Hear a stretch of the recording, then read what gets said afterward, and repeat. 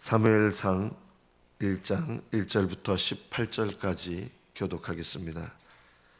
사무엘상 1장 1절부터 18절. 1절부터 교독합니다. 에브라임 산지 라마다임 소빔에 에브라임 사람 엘가나라 하는 사람이 있었으니 그는 여로함의 아들이요 엘리후의 손자요 도우의 증손이요 숲의 현손이더라.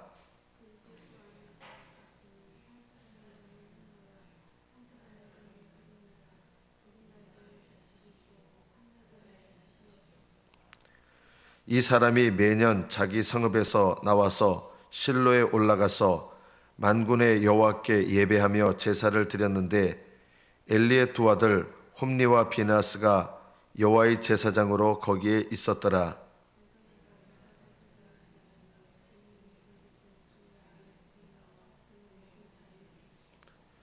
한나에게는 갑절을 주니 이는 그를 사랑함이라. 그러나 여호와께서 그에게 임신하지 못하게 하시니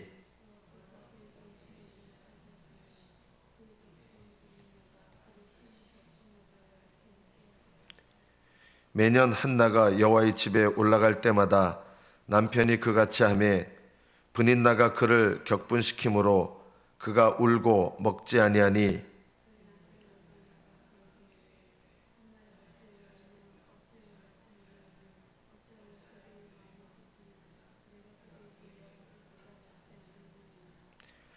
그들이 실로에서 먹고 마신 후에 한나가 일어나니 그때 제사장 엘리는 여호와의 전 문설주 곁 의자에 앉아 있었더라.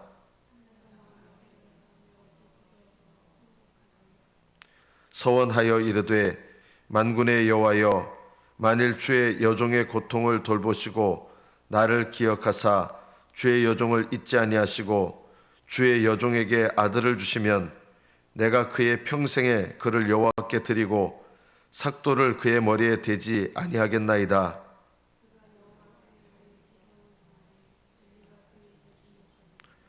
한나가 속으로 말하매 입술만 움직이고 음성은 들리지 아니하므로 엘리는 그가 취한 줄로 생각한지라.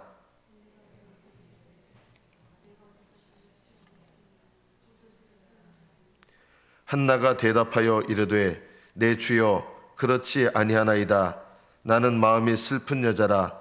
포도주나 독주를 마신 것이 아니요 여호와 앞에 내 심정을 통한 것뿐이오니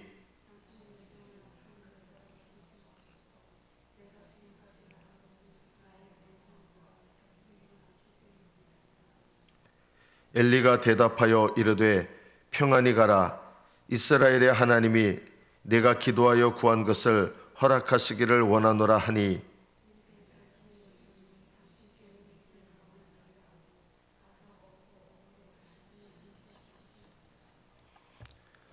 여기까지 받들어 읽겠습니다.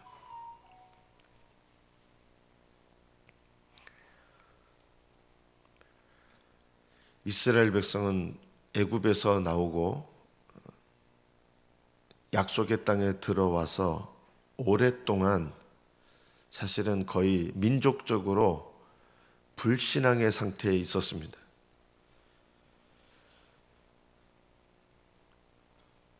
하나님께서 사사들을 허락하셔서, 사사는 어떻게 보면 일시적인 구원자라고 할 수 있습니다. 사사들을 보내셔서 이 택하신 백성을 그때마다 구하여 주셨습니다. 그러나 이 이스라엘 백성은 사사 시대를 지내면서 말씀이 없죠. 첫째는요. 왜냐하면 여러분들 지금 성경을 갖고 다닌다는 게 이게 얼마나 큰 축복인지 몰라요. 그때는요, 성경책이 없어요, 아예. 그러니까 하나님의 백성이라고 하는 이스라엘 백성들이 하나님의 말씀을 모르니까 하나님의 백성이지만 실제로 어떻게 살았느냐? 불신자와 다름없는 그런 생활을 하고 살았습니다. 오늘 이 본문에 나오는 엘가나라고 하는 이 한나의 남편이죠. 이 엘가나의 가정은 사실은 이 당시에 이스라엘 백성들 중에서 만약에 이렇게 평가를 한다 그러면 가장 경건한 가정이었습니다. 그나마 가장 경건한 가정인데, 이 가정의 모습을 보면 이분이 이제 에브라임 사람이라고 하는데 에브라임 지파가 아닙니다. 레위 지파입니다. 왜 에브라임 사람이라고 하냐면 레위 지파는 흩어졌거든요. 이스라엘의 여러 땅이 흩어져서 살았는데 그 중에 에브라임 지방에 흩어져서 살았던 분들 중에 하나가 이 엘가나 집안입니다. 그러니까 에브라임 사람이란 말은 에브라임 지파라는 뜻이 아니라 레위 지파인데 에브라임에 정착하여 살고 있는 레위 지파였습니다. 그러니까 레위 지파라고 하는 것은 요즘으로 말하면, 우리들로 말하면 중직 가정이에요. 근데 이 가정의 모습을 보면 그나마 평가하면 가장 경건한 집안이에요. 근데 이 집안 보면 하나님께서 율법에 말씀하신 것을 1년에 3번 여호와의 전, 또 이 당시에는 뭐 성막이 있었겠죠. 성막이 있는 곳에 3번 와야 되거든요, 남자들이. 근데 그렇게 안 했어요. 1년에 1번 올라간 거예요. 제일 경건한 가정이라고 하는데 사실은 1년에 3번 올라가고 이렇게 되지 않았어요. 이 정도로 영적으로 무지하고 말씀이 없는 이런 시대였습니다. 사람들마다 어떻게 살았느냐, 사사시대를 보면 자기 소견에 옳은 대로 살았다. 그냥 자기 생각과 기준에 옳은 대로 살았다. 이것이 사사시대를 하나님께서 말씀하시는 성경의 말씀입니다. 이런 시대에 가장 경건했다고 하는 가정도 1년에 3번 올라간 게 아니라 1년에 1번 이렇게 올라가는 이런 신앙생활을 했고, 이 엘가나라고 하는 사람이 그 중에 가장 경건한 사람인데 이분의 또 실제 가정생활을 보면 한나하고 결혼을 했는데 자식이 없었던 거예요. 그래서 어떻게 했냐면 아마 분인나라고 하는, 후처라고 하기보다는 결혼했는데 아기를 못 낳으니까 분인나라는 여자를 또 아내로 맞이한 거예요. 자식을 낳으려고. 이게 전혀 하나님께 뭔가 묻거나 하나님의 뜻을 따르거나 이런 기준이 없는 거예요. 그냥 세상적인 방식으로 해서 또 다른 아내를, 자식을 낳겠다고 맞이한 거예요. 하나님 뜻이 아니에요. 물론 하나님께서 이것을 허락하셔서 구원의 역사를 이루어 가시긴 하지만, 그렇다고 해서 하나님께서 그 잘못과 불신앙을 사용하셔서 구원의 역사를 이루어 가신다고 그것이 죄가 아닌 것은 아닙니다. 근데 죄인지도 모르는 거예요. 그런데 왜 하나님은 이 엘가나의 가정을 쓰시느냐? 그나마 이 사사시대 때 아직 말씀이 없잖아요. 그래서 말씀으로 회복시키는 역사를 하려고 하나님이 누구를 보내시냐면 사무엘을 보내시려고 하는데, 이 사무엘을 태어나게 하려고 하는 가정이 되려면 어린 시절부터 그나마 이 이스라엘 지역에서 어느 가정이 제일 그나마 믿음의 가정이었냐? 엘가나의 가정이에요. 그리고 이 한나에게 기도를 통해서 사무엘이 나게 하시는 거예요. 그런데 삶의 고난과 어려움이 없으면 아마 한나도 기도하지 않았을 거예요. 하나님께서 사무엘 선지자를 통해서 말씀으로 이스라엘 백성을 회복하시는 구원의 역사를 이루기 위해서 택하신 가정이 어디냐? 이 엘가나의 가정이에요. 이 엘가나의 가정을 보면 하나님께서 기도하게 할 수밖에 없는 상황을 허락하신 거죠. 하나님 기뻐하시는 방법과 뜻은 아니었어요. 그러나 이걸 허락하신 거예요. 어떤 가정입니까? 부인이 둘이에요.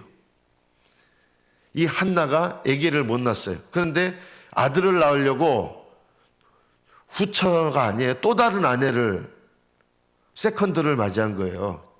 전혀 하나님께 묻지도 않고. 그런데 자식을 낳았어요.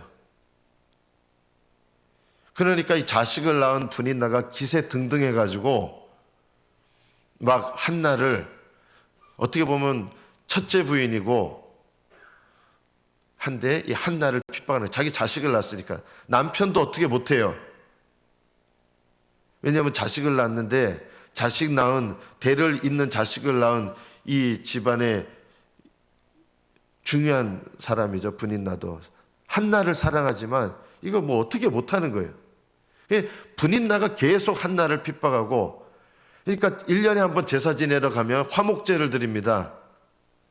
가정의 화목을 위한 마음도 컸겠죠. 근데 그 화목제물은 하나님께 드리고 또 화목제를 드린 사람도 먹거든요. 그 먹는 화목제 제물 중에서 가족들에게 나눠주는데, 어떻게 했냐면 한나에게는 사랑하는 마음을 담아서 불쌍하니까, 자기가 사랑하고 불쌍하니까 분인나에게 준 것의 2배를 준 거예요. 화목제 제물의 양을. 그러니까 언제 대판 싸움이 일어나겠어요? 이 분인나도 어떻게 보면 분인나 입장에서 보면 너무 화가 나는 일이죠. 남편이 한나에게는 2배를 주는 거예요. 그러니까 이 명절 때, 1년에 한 번 명절 때 이 한나를 그때 가장 핍박하고 가장 공격하고, 평상시에도 그렇겠지만 이때가 되면 남편이 한나에게 화목제 제물을 2배를 주기 때문에 더 분노가, 이게 매년 반복되는 거예요. 어떻게 보면 엘가나 입장에서는 한나가 불쌍하고 사랑하는 여인이긴 하지만 어떻게 하는 것이 지혜인 줄을 몰라가지고 가정의 분란을 일으키는 원인을 누가 제공하냐면 사실은 엘가나가 제공하는 거예요. 근데 아무것도 못해요. 사랑한다고 하는 행동 때문에 오히려 더 분란을 일으키고 한나는 더 비참해지는 것이죠. 이것이 엘가나의 가정의 모습인데, 하나님은 이 가정의 현재 이 모습을 사용하시는 거예요. 왜요? 이것을 통해서 한나로 하여금 마음을 토해내며 기도하게 하시는 거예요. 여러분의 가정은요, 똑같습니다. 하나님께서 여러분 각자에게 구원의 역사를 이루어 가시는 가장 중요한 장소가 어딘지 아십니까? 첫째가 가정입니다. 그럼 가정을 하나님 회복시켜 놓으신 다음에 하나님의 일을 하시느냐? 아니에요. 이 가정의 모습 속에서 하나님의 일을 이미 시작하시는 거예요. 그러니까 지금 여러분의 가정의 모습을 한탄하고 비참하게 여기고 그냥 그것 때문에 그냥 고통받고 끝나고 그렇게 하지 마세요. 지금 여러분의 가정의 이 형편 속에서 여러분이 하나님 앞에 믿음으로 반응하기 시작하면 하나님은 거기서부터 이미 구원의 역사를 시작하시는 거예요. 여러분 가정을 그냥 여러분이 원하시는 모습으로 변화시킨 다음에 구원의 역사를 이루어 가시는 게 아니라 지금 이 상태에서 내가 하나님 앞에 순종하는 방향으로 나가야 되는 거예요. 분인나를 하나님께서 변화시키셔가지고 그냥 가정이 평안하게 한 다음에 그때부터 구원의 역사를 이루어 가셨습니까? 아니에요. 분인나로부터, 또 분인나의 자식들이 몇 살인지는 정확히 안 나와 있지만 얼마나 엄마를 따라서 공격적이었겠어요. 이런 가운데서 하나님은 한나에게 이미 구원의 역사를 이루시고 그 전부터 이미 이루시는 거예요. 어떻게 이루셨어요? 아기 못 낳는 거예요. 사무엘을 기도를 통해서 낳게 하시려고 아기를 못 낳게 하셨어요. 일부러요. 이것도 하나님의 섭리예요.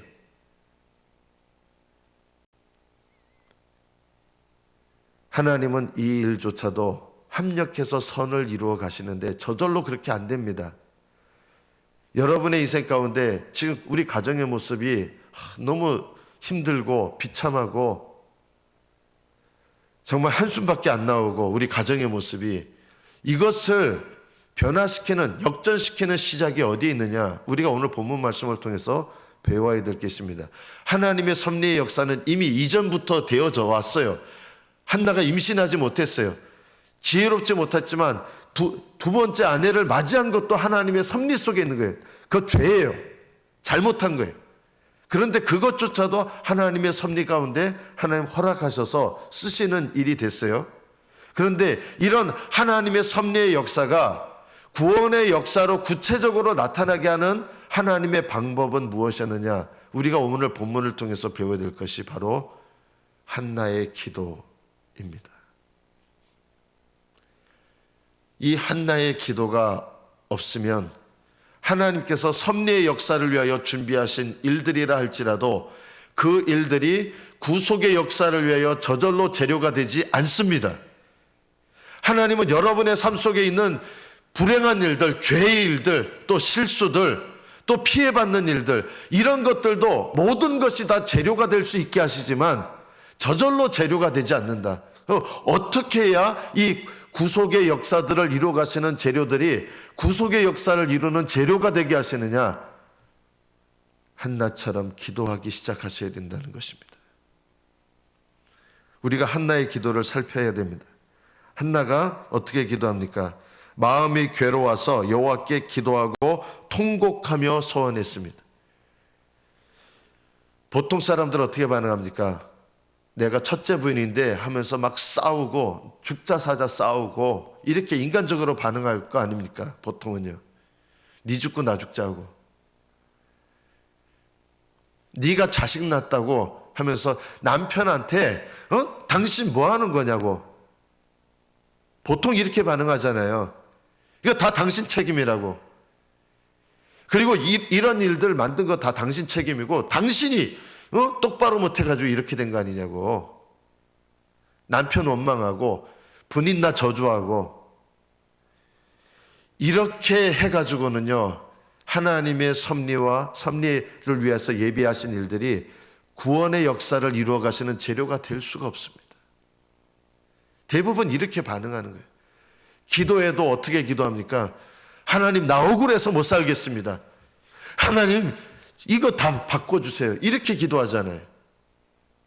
남편에게도 그냥 혈기로 반응하고 인간적인 생각으로 반응하고 분인나에게도 인간적으로 반응하고 기도할 때도 인간적으로 기도하고 이런 것으로는요 아무 역사가 안 일어납니다. 기도도 바뀌어야 됩니다. 어떻게 기도합니까? 한나가 남편 원망하고 분인나 저주하고 보통 같으면 분인나를 너 네 죽고 나 죽자 하면서 싸울 텐데 그렇게 하지 않아요. 그걸 당합니다.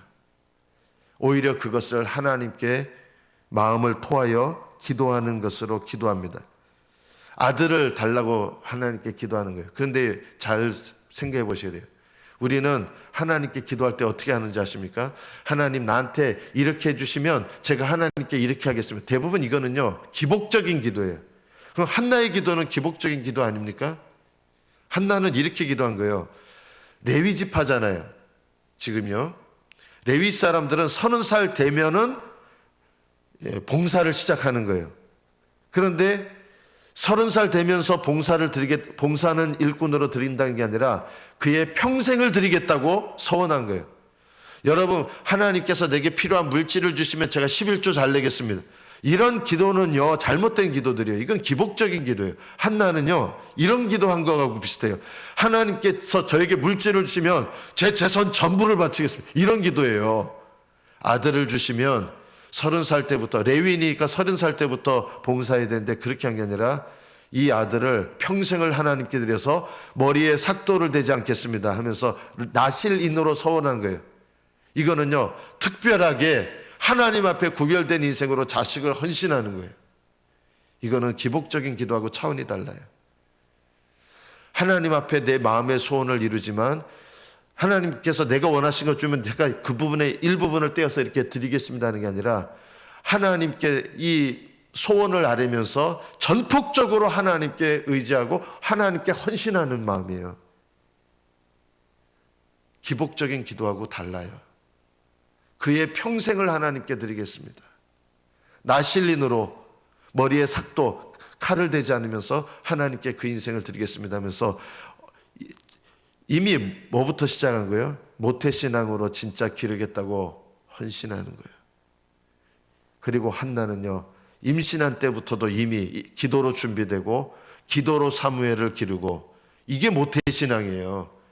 그냥 교회 다니는 부모 밑에 태어나는 게 모태신앙이 아니라 임신했을 때부터 하나님께 부모가 헌신하고 그 믿음 가운데서 하나님께 기도하고 그 기도가 쌓이고 이런 모태신앙은요, 하나님께서 은혜를 베푸시더라고요. 어머니들이 이렇게 기도하셔야 돼요. 그냥 믿음의 가정에서 태어난다고 모태신앙이 아니라 임신 전부터 기도를 쌓고 임신할 때도 기도를 쌓고 이런 기도가 필요한 것이죠. 그리고 어머니는 그렇게 자식을 헌신하며 하나님께 기도하고 하나님께 드릴 인생으로 기도하면서 임신한 가운데도 그랬고 태어난 다음에는 하나님께 온전히 드립니다. 하나님께 드리기로 약속한 대로. 이거는 바른 기도였고 하나님이 쓰시는 기도였습니다. 그러면서도 주의 여종의 고통을 돌보시고 나를 기억하사 주의 여종을 잊지 말아 주십시오. 솔직하게 기도하는 거예요. 꾸며서 기도하지도 않아요. 여러분의 가정에 있는 모든 일들이 저절로 구속사의 재료가 되지 않습니다. 구속사의 재료가 되게 하는 결정적인 하나님의 방법은 여러분의 기도인데 어떤 기도냐? 기복적인 기도를 버리시고 하나님 뜻대로 하는 기도를 드리시기를 배우십시오. 그러면 그 기도를 통해서 여러분의 가정에 되어져 왔던 일들이든 쌓여져 왔던 일들이든 그것이 놀랍게도 구속의 구원의 재료가 되기 시작합니다. 그런데 구원의 재료가 되는 기도를 드릴 때 방해가 일어납니다. 이렇게 기도하는데 마음을 쏟아붓고 기도하는데 울면서 기도했어요. 다른 사람들한테 이렇게 그 모습을 보이려고 하는 마음이 아니었고 이 당시는 사람들이요 소리 내면서 막 기도한 거예요. 자랑하면서. 저는 여러분한테 소리 내서 기도하라는 게 조용히 기도한다고 신령한 기도는 아니에요. 조용히 기도하지만 기도하지 않는 거는 소리 내서 기도하는데 외식적인 기도나 조용히 기도하는 것 같은데 마음을 토해내지 않는 거나 다 하나님께서 받을 수 없는 외식적인 기도예요. 기도하는 것 같은데 아무 이 심령을 토해내는 게 아니라면 그것도 외식 기도고요.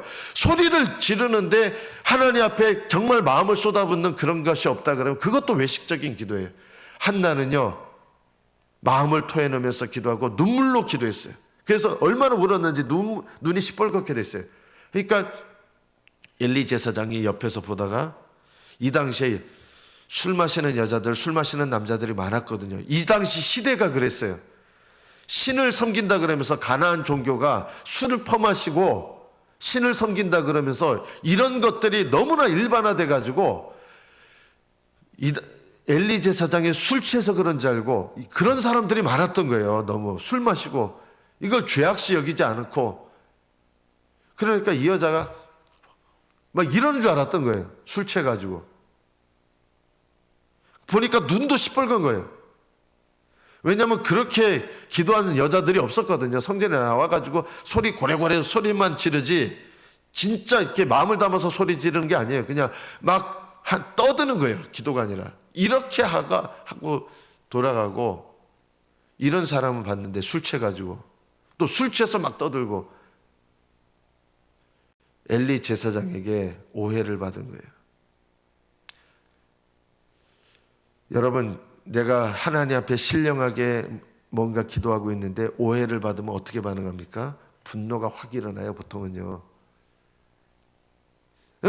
제가 뭘 하고 있는지 아세요? 도대체 왜 이런 식으로 할 수 있는데 자기가 한 것을 말하면서도 그냥 가만히 침묵하는 건 아니에요. 말하면서도 엘리 제사장에 대해서 지극히 겸손한 태도로 말합니다. 오해를 이렇게 받았는데도. 여러분의 신앙생활에 중요한 것 중에 하나가 뭐냐면 이 엘리 제사장 보면요. 말씀 전하는 역할을 사실은 하는데 실제로 그렇게 안 했어요. 실제적인 제사장 역할은 누가 했냐면 홈니와 비나스라고 하는 두 아들이 있는데 완전 엉터리예요.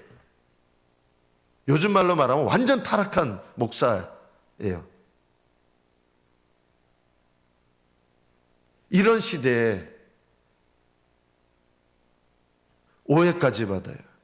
그러나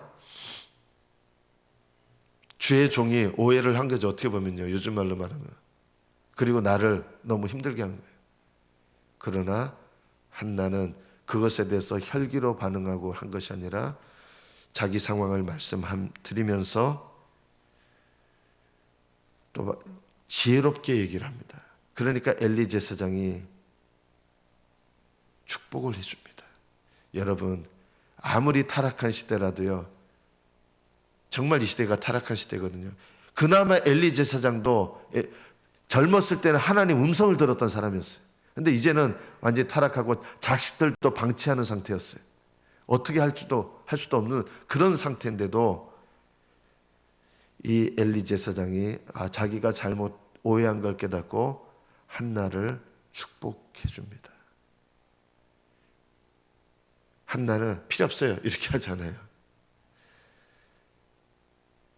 당신의 눈에서 은혜를 발견하기 원합니다. 원문대로 해석하면 하면서 그 주의 종이 올바르게 축복해 줬고 그것에 대해서 믿음으로 받고 감사합니다. 그리고 그 주의 종의 축복이 이루어집니다.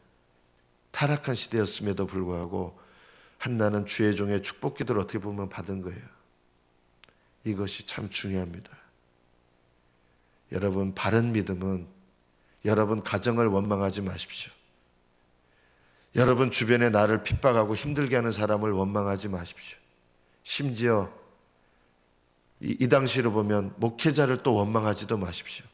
이 모든 일들 속에서 내가 이 모든 일들이 하나님의 섭리, 구속의 역사로 사용하시는 재료가 되도록 여러분이 믿음으로 반응하고 믿음으로 기도하고 하나님께서 기뻐하시는 믿음과 삶과 마음으로 반응하시면 하나님은 여러분의 삶의 모든 것들을 구속의 역사, 구원을 이루어 가시는 재료로 새롭게 하실 것입니다.